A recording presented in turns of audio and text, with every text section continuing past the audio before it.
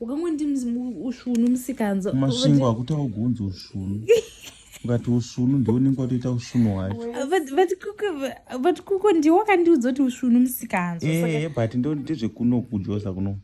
kuSouth Africa saka waindidzidzisa chimasvingo chekunyepa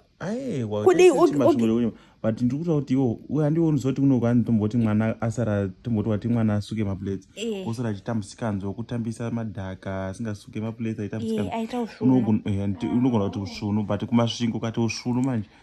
unenge watora ushunu saka ushunu manje ka okay saka kwache ndakanoudza mama amwene vangu kuti tete vangu achiita ushunu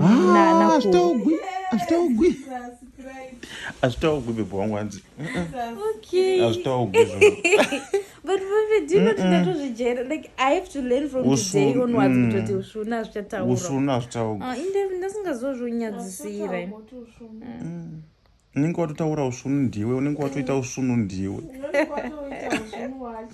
ndingoimagina ndandichanonyara guys